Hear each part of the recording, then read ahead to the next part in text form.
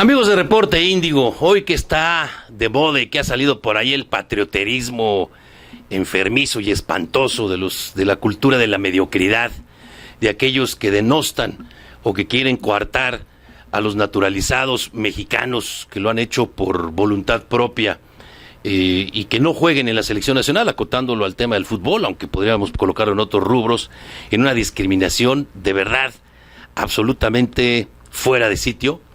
Hoy recuerdo muchas cosas gratas en relación a don Arturo Yamazaki, este hombre que llegó a México a los Juegos Olímpicos de 1968, pero unos meses antes lo invitaron a pitar el clásico Atlas Chivas, y después se quedó, terminando los Juegos Olímpicos, se siguió quedando, y más adelante en el Mundial de México 70 se siguió quedando. Ahí, por cierto, pitó el partido del siglo, aquel entre Italia y Alemania, que al final de cuentas generó a Italia como el finalista en México 70.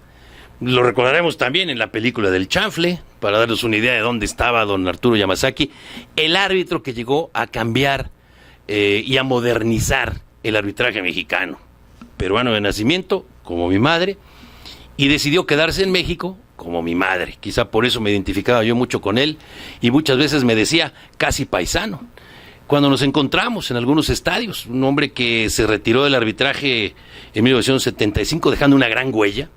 Después, como instructor, no dejó de ser instructor de árbitros nunca. Y más adelante, presidente de la Comisión de Arbitraje, asesor del arbitraje a nivel nacional e internacional en CONCACAF, en FIFA, en Sudamérica. Recientemente me refiero de unos 10 años a la fecha, pues escribiendo libros tratados en relación al arbitraje, a los reglamentos, a cómo interpretar las reglas, en fin, un hombre que vino a México a aportar y mucho. Un extranjero que se asimiló tanto a nuestras raíces que asumió la nacionalidad mexicana, ahora que se puede la doble nacionalidad, pero que nunca dejó ese acento peruano, pero cuyo corazón, estando en Perú, también se enraizó en nuestro país. Su hijo jugó en forma intermitente allá en el equipo de Veracruz, lo recuerdo bien, y pues anécdotas de don Arturo Yamazaki hay muchas. A San Luis le ofreció un penalti. Y sí, efectivamente, don Jacobo Payán, esta es una anécdota que me cuenta Víctor Mabú. Víctor Mabú recién ha salido de la presidencia de los Pumas, pero antes estuvo muy metido en el fútbol de San Luis Potosí, en lo que es su tierra. Y me platica Víctor Mabú que en alguna ocasión, cuando el equipo de Santos de San Luis pasaba por un mal momento, don Jacobo Payán, que es quien manejaba al equipo del San Luis, se encontró antes de un partido, Arturo Yamazaki, que iba a pitar ese juego.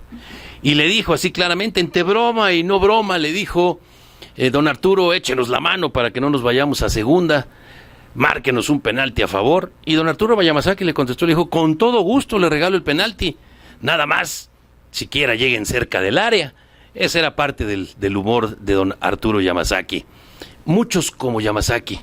Me encantaría que les rindiéramos homenaje a estos extranjeros que se arraigan en nuestro país, como don Arturo Yamazaki. La ventaja de don Arturo es que él tuvo muchos reconocimientos en vida y esos son los que cuentan.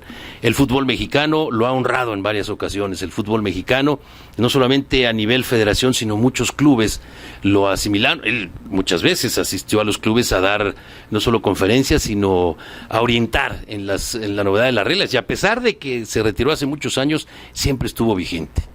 Arturo Yamazaki y su familia, un peruano mexicano-peruano que es un ejemplo. Hoy lo recuerdo, yo lo traté, no mucho, pero sí lo traté, y lo recuerdo así, lo recuerdo bien, como un árbitro que cambió el panorama al arbitraje mexicano, que lo modernizó. Extraordinario árbitro, pero mejor ser humano. Descanse en paz.